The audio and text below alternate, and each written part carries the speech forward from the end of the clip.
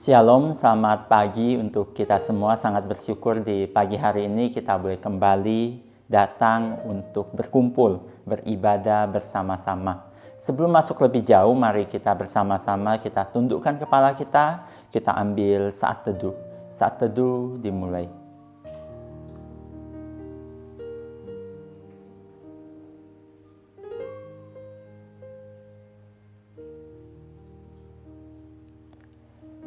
Saat teduh selesai. Saat ini kita mau bersama-sama, kita mau tinggikan Tuhan kita. Kita bangkit berdiri, kita angkat pujian, hormat bagi Allah Bapa. Dia ada Allah yang layak kita tinggikan. Kita angkat pujian ini. Hormat bagi Allah Bapa. Hormat bagi Allah Bapa, hormat bagi anaknya, hormat bagi Roh penghibur ketiganya yang esa. Haleluya, haleluya, ketiganya yang esa.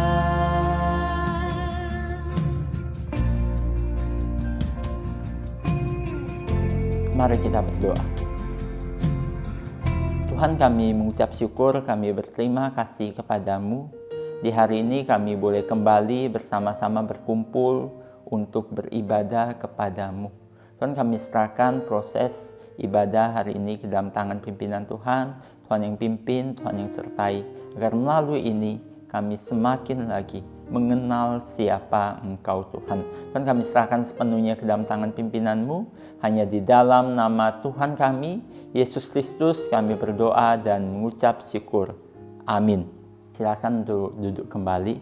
Saat ini kita mau bersama-sama, kita mau siapkan hati kita untuk mendengarkan firman Tuhan. Kita mau angkat satu pujian, selidiki aku, atau tetap setia. Kita angkat pujian ini. Dia Allah yang selalu setia di dalam hidup kita. Apakah kita benar mengasihi Dia? Kita angkat pujian ini. Tetap setia. Selidiki aku, lihat hatiku, apakah ku sungguh mengasihimu, Yesus. Kau yang Maha Tahu dan menilai hidupku, tak ada yang tersembunyi bagimu. Selidiki aku, lihat hatiku, apakah ku sungguh mengasihimu, Yesus. Kau yang Maha Tahu dan menilai hidupku, tak ada yang tersembunyi bagimu. Lah ku lihat kebaikanmu yang tak pernah habis di hidupku. Ku berjuang sampai akhirnya, kau dapati aku tetap setia. Kita mau kembali menaikkan pujian ini sekali lagi. Selidiki aku, lihat hatiku, apakah sungguh mengasihi Engkau Tuhan. Selidiki aku, lihat hatiku, apakah ku sungguh mengasihimu, Yesus. Kau yang Maha Tahu dan menilai hidupku, tak ada yang tersembunyi bagimu. Lah ku lihat kebaikan-Mu yang tak pernah habis di hidupku.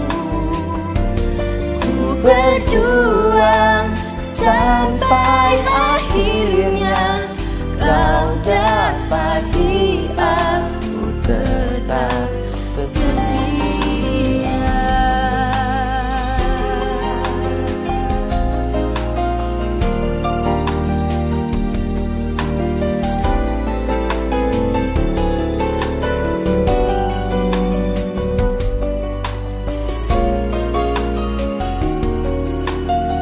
Dia Allah yang layak kita puji.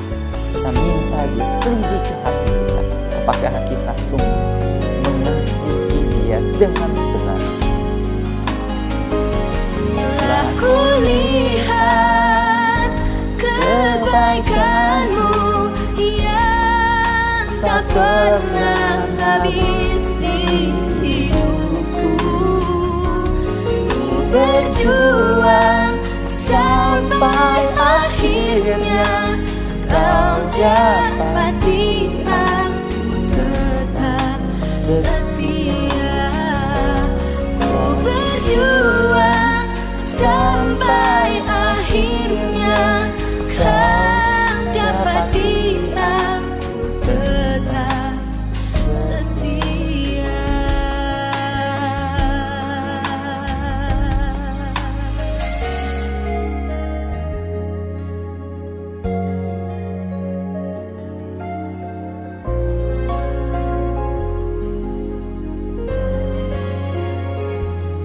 Dia Allah yang sangat mengasihi kita. Kiranya kita didapatinya dalam kondisi yang setia dan percaya kepadanya. Shalom. Sebelum masuk lebih jauh, mari kita bersama-sama kita tundukkan kepala kita berdoa. Tuhan, kami mengucap syukur di hari ini kami masih boleh kembali diberi kesempatan untuk mempelajari firman-Mu. Tuhan, kami serahkan waktu pembelajaran firman Tuhan hari ini ke dalam tangan pimpinan Tuhan. Hanya di dalam nama Tuhan kami, Yesus Kristus, kami berdoa dan mengucap syukur. Amin.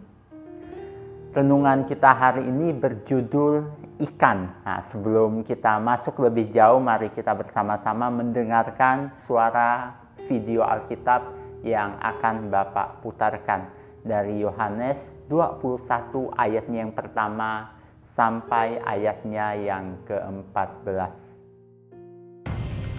Kemudian Yesus menampakkan diri lagi kepada murid-muridnya di pantai Danau Tiberias, dan ia menampakkan diri sebagai berikut. Di pantai itu berkumpul Simon Petrus, Thomas yang disebut Didimus, Nathanael dari Kana yang di Galilea, anak-anak Zebedeus, dan 2 orang muridnya yang lain. Kata Simon Petrus kepada mereka, "Aku pergi menangkap ikan." Kata mereka kepadanya, "Kami pergi juga dengan engkau." mereka berangkat lalu naik ke perahu, tetapi malam itu mereka tidak menangkap apa-apa. Ketika hari mulai siang, Yesus berdiri di pantai, akan tetapi murid-murid itu tidak tahu bahwa itu adalah Yesus. Kata Yesus kepada mereka, "Hai anak-anak, adakah kamu mempunyai lauk pauk?" Jawab mereka. "Tidak ada." Maka kata Yesus kepada mereka, "Tebarkanlah jalamu di sebelah kanan perahu, maka akan kamu peroleh." lalu mereka menebarkannya, dan mereka tidak dapat menariknya lagi karena banyaknya ikan. Maka murid yang dikasihi Yesus itu berkata kepada Petrus, "Itu Tuhan." Ketika Petrus mendengar bahwa itu adalah Tuhan, maka ia mengenakan pakaiannya, sebab ia tidak berpakaian, lalu terjun ke dalam danau. Murid-murid yang lain datang dengan perahu karena mereka tidak jauh dari darat, hanya kira-kira 200 hasta saja, dan mereka menghela jala yang penuh ikan itu. Ketika mereka tiba di darat, mereka melihat api arang, dan di atasnya ikan dan roti. Kata Yesus kepada mereka, "Bawalah beberapa ikan yang baru kamu tangkap itu."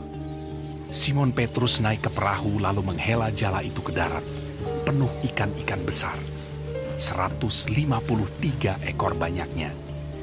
Dan sungguh pun sebanyak itu, jala itu tidak koyak. Kata Yesus kepada mereka, Marilah, dan sarapanlah. Tidak ada di antara murid-murid itu yang berani bertanya kepadanya, "Siapakah engkau?" Sebab mereka tahu bahwa ia adalah Tuhan. Yesus maju ke depan, mengambil roti dan memberikannya kepada mereka. Demikian juga ikan itu. Itulah ketiga kalinya Yesus menampakkan diri kepada murid-muridnya sesudah ia bangkit dari antara orang mati. Berbahagialah mereka yang membaca, merenungkan, terlebih lagi melakukan firman Tuhan di dalam hidup mereka. Perikop ini merupakan bagian dari penutup dari kitab Injil Yohanes. Kitab yang begitu luar biasa menggambarkan bagaimana Kristus datang kembali untuk meneguhkan murid-muridnya yang pada waktu itu sedang di dalam suasana yang tidak tahu harus berbuat apa. Pada waktu itu ketika Kristus disalibkan, murid-murid mereka kehilangan sandaran. Mereka tidak tahu harus berbuat apa. Sehingga mereka pergi untuk menangkap ikan. Nah, ini ada bagian yang sangat penting juga tidak dapat kita lepaskan dari bagian berikutnya, yaitu bagian di mana Tuhan Yesus datang menjumpai Petrus untuk meminta dia untuk pergi menggembalakan domba-dombanya. Bapak akan menggunakan akronim ikan untuk menjelaskan apa yang harus dilakukan murid-murid Kristus setelah Kristus naik ke surga. Yang pertama adalah I.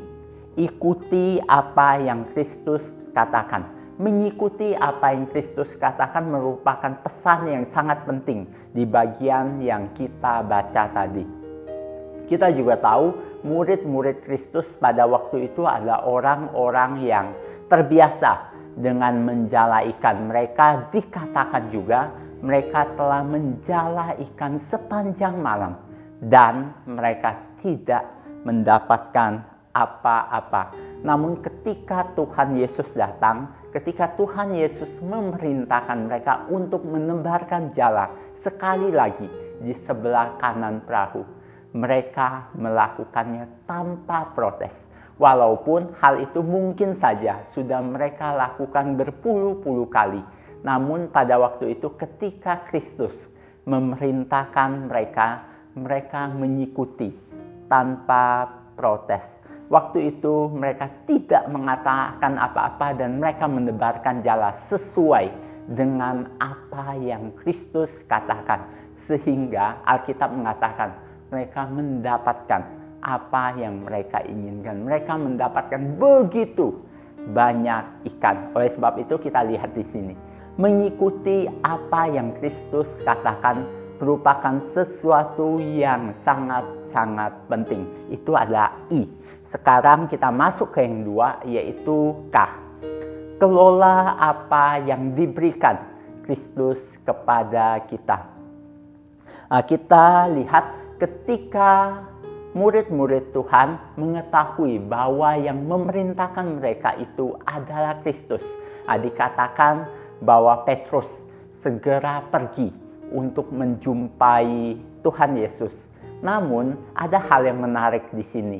Murid-murid yang lain pada waktu itu mereka tidak segera untuk menjumpai Yesus. Mereka tinggal di kapal dan mereka menyelesaikan pekerjaan mereka. Mereka terlebih dahulu menghela jala yang penuh ikan itu. Bahkan dikatakan bahwa murid-murid yang lain yang ada di tepi danau juga pergi untuk membantu Yohanes menghela jala yang penuh ikan itu. Dan yang lebih menarik lagi, Alkitab mengatakan bahwa jumlah ikannya adalah 153 ekor. Mereka dapat menyebutkan jumlah ikan itu karena apa? Karena pada waktu itu mereka menyelesaikan pekerjaan mereka dengan baik. Dan itu merupakan kebiasaan pada waktu itu. Mereka menangkap ikan, mereka menghitung jumlahnya dan membagi-bagikan jumlah hasil tangkapan itu. Nah, kita lihat murid-murid Kristus pada waktu itu mereka tidak langsung pergi menjumpai Kristus. Karena apa? Karena mereka terlebih dahulu menyelesaikan apa yang Kristus perintahkan. Mereka mengerjakan apa yang Kristus perintahkan dengan baik. Dan kita lihat pada waktu itu ketika mereka terlebih dahulu menyelesaikan pekerjaan mereka dan baru datang kepada Kristus, Kristus tidak marah. Karena apa? Karena itu sesuai dengan rencana dari Tuhan. Nah, kita lihat di sini mereka mengerjakan apa yang diperintahkan oleh Kristus dengan baik. Itu adalah K. Jadi yang pertama adalah I, ikuti apa yang Kristus katakan. Yang kedua adalah K, kelola atau kerjakan apa yang Kristus perintahkan. Yang berikutnya adalah A, andalkan Dia secara penuh. Kita tahu pada waktu itu murid-murid Kristus adalah orang yang terbiasa dengan menangkap ikan. Mereka dapat menangkap ikan dengan baik. Pada waktu itu juga dikatakan bahwa mereka menangkap ikan di tempat yang sangat baik, yaitu Danau Tiberias atau biasa disebut Danau Galilea atau Danau Genesaret. Di sana adalah tempat yang sangat banyak ikan, sehingga masyarakat di sekitar kebanyakan adalah seorang nelayan. Karena apa? Karena di sana memang sangat banyak ikan. Dan dikatakan juga mereka menangkap ikan pada waktu malam. Malam adalah waktu yang sangat baik untuk menangkap ikan. Namun kita lihat di sini orang yang pandai menangkap ikan di tempat yang banyak ikan dan di waktu yang tepat untuk menangkap ikan. Namun tidak mendapat apa-apa. Dan setelah itu, ketika Kristus memerintahkan mereka untuk menangkap ikan, di posisi seperti apa kita lihat. Pada waktu itu dikatakan, waktu sudah mulai siang. Itu bukan tempat yang baik untuk menangkap ikan. Alkitab juga mengatakan bahwa mereka sudah ada di tepi danau. Alkitab mengatakan mereka ada sekitar 200 hasta dari tepi danau. Itu bukan tempat yang baik untuk menangkap ikan. Namun pada waktu itu murid-murid melakukan apa yang diperintahkan oleh Kristus, dan apa yang terjadi? Mereka mendapatkan begitu banyak ikan. Apa yang kita pelajari dari bagian ini? Kita lihat ketika kita mengandalkan diri, kemampuan diri, kepintaran kita, dan tidak mengandalkan Tuhan di dalamnya, tidak mendapatkan apa-apa. Namun ketika di dalam kondisi yang buruk pun, ketika kita mengandalkan Tuhan, kita akan mendapatkan apa yang telah direncanakan. Kita akan mendapatkan apa yang terbaik untuk kita. Jadi kita sudah belajar sampai ke A, yaitu ikan. I, ikuti apa yang Kristus katakan. K, kelola dan kerjakan apa yang diperintahkan kepada kita. Lalu A, andalkan Dia dalam segala kondisi.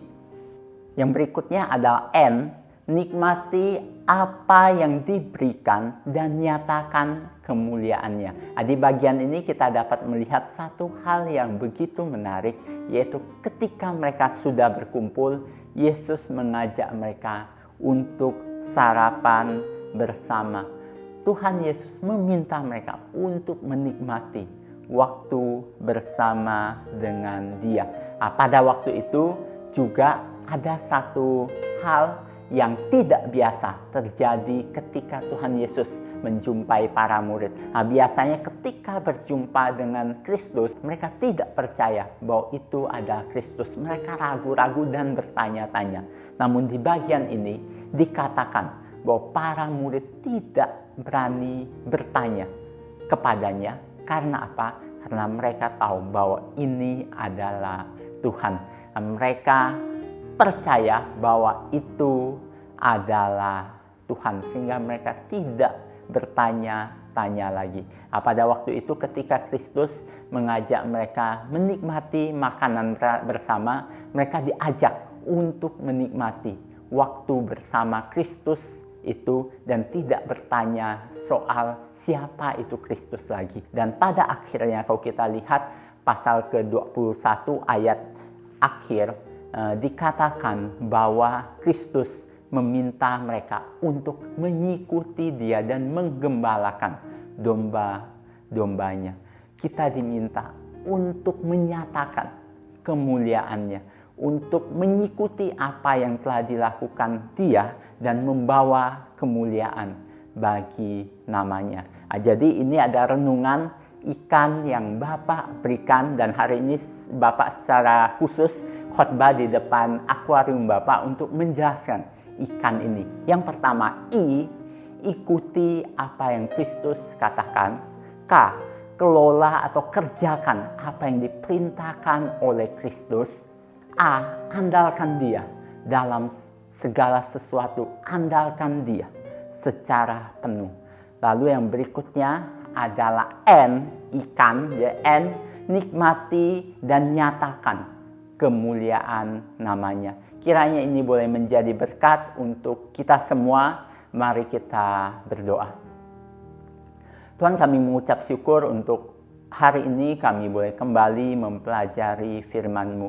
Tuhan, bantu kami agar kami boleh menjadi murid-murid-Mu, menjadi pengikut-pengikut-Mu yang selalu mengikuti apa yang Engkau katakan Tuhan, mengelola atau mengerjakan apa yang Engkau percayakan kepada kami dengan baik. Dan bantu kami juga agar kami dapat mengandalkan Engkau secara penuh, dan di dalam segala sesuatu kami tidak mengandalkan diri kami, tapi mengandalkan Engkau Tuhan. Dan bantu kami juga agar kami boleh menikmati waktu bersama dengan Engkau dan kami boleh membawa kemuliaan bagi nama-Mu. Terima kasih Tuhan, segala puji, segala hormat kami naikkan kepadamu. Hanya di dalam nama Tuhan kami, Yesus Kristus, kami berdoa dan mengucap syukur. Amin. Begitu indah firman Tuhan yang disampaikan. Kiranya kita boleh mengikuti apa yang Tuhan katakan, kelola apa yang dipercayakan kepada kita dengan benar, andalkan Dia dalam segala sesuatu yang kita lakukan, dan nikmati kebersamaan dengan Dia dan terus mempermuliakan namanya di dalam hidup kita. Saat ini kita mau mengakhiri ibadah kita mau kembalikan segala hormat, segala puji kepada Tuhan kita. Kita kembali bangkit berdiri, kita angkat pujian. Bapa, terima kasih. Bapa, terima kasih. Bapa, terima kasih. Bapa di dalam surga, ku ucap terima kasih.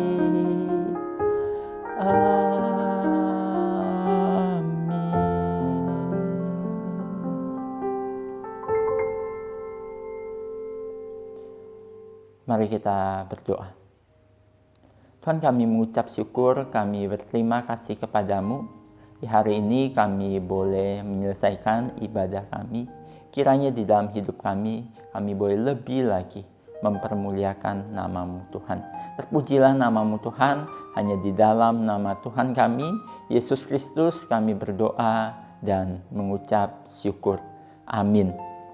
Ibadah kita hari ini selesai. Kiranya di dalam hidup kita boleh menjadi orang-orang yang mengikuti apa yang Kristus lakukan, mengelola apa yang Tuhan percayakan kepada kita, dan mengandalkan Dia di dalam setiap kita menjalani hidup ini. Dan yang terakhir, menikmati kebersamaan dengan Dia. Kiranya Tuhan Yesus memberkati kita semua. Mari kita mengambil saat teduh.